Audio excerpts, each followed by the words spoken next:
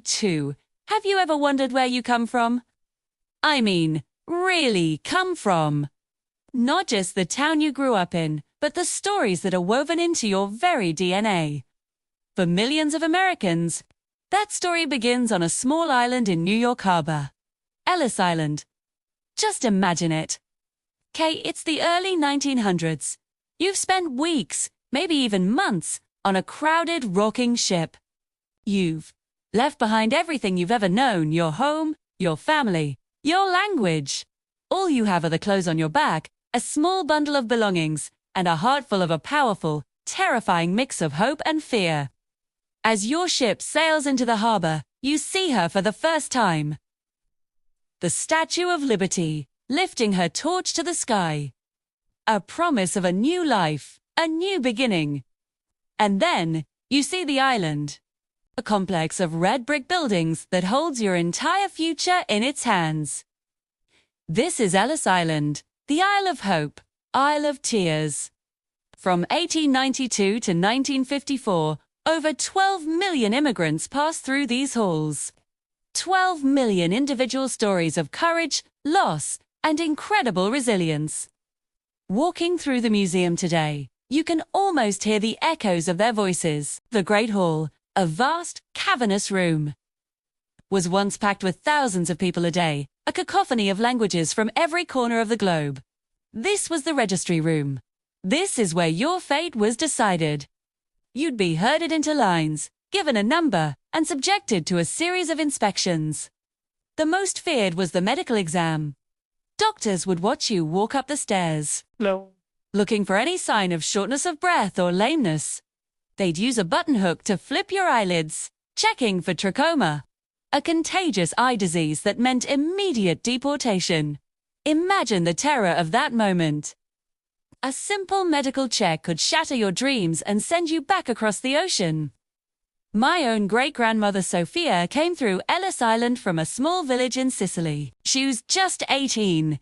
She told me she was so nervous her hands wouldn't stop shaking. She was holding a small, hand-carved wooden bird her father had given her, clutching it so tightly her knuckles were white. She said an inspector with a big, bushy mustache looked at her, then at the bird, and gave her a small, almost imperceptible nod, a tiny moment of human connection that she carried with her for the rest of her life. She always said that nod was the first piece of kindness she received in America. And that's the thing about Ellis Island. For every story of heartbreak, there's a story of kindness. Volunteers from aid societies would be there, handing out milk and crackers. Translators would help families navigate the confusing bureaucracy. Also, on the walls of the museum today, you can see graffiti left by immigrants, messages of hope and anxiety scrawled in their native languages.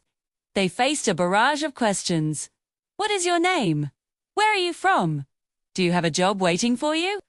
Do you have any money?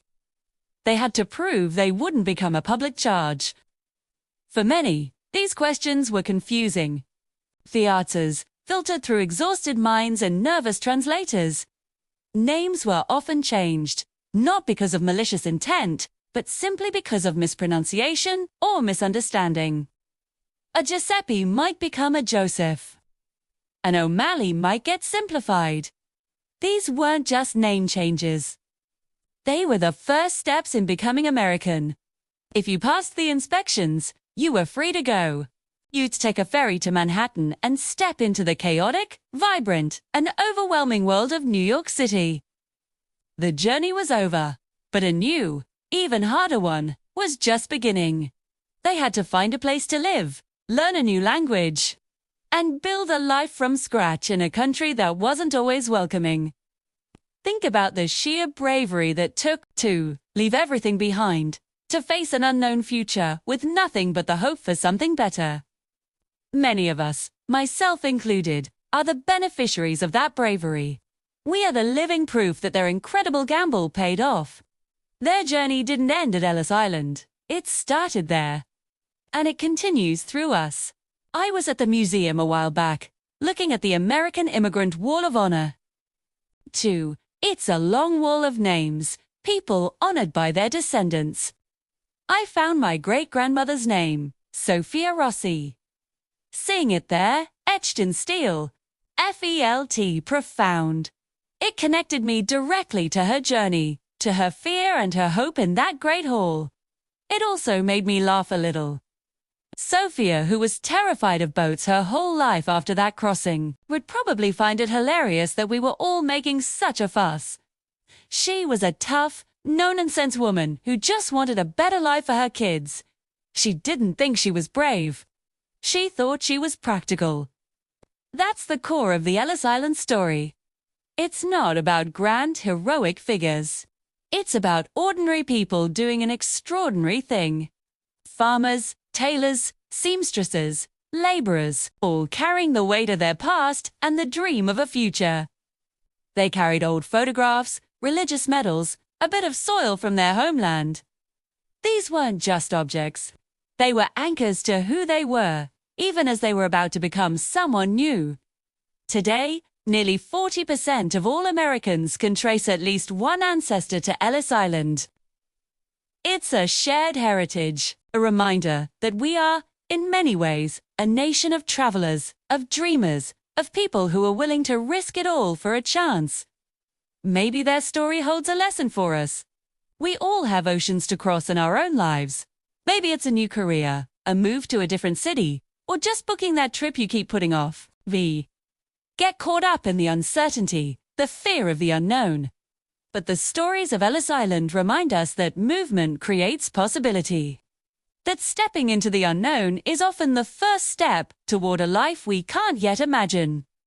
If they could cross oceans with so little, facing so much uncertainty, surely we can find the courage for our own journeys. Their legacy isn't just in our blood, it's in a spirit that says, yes, I am afraid.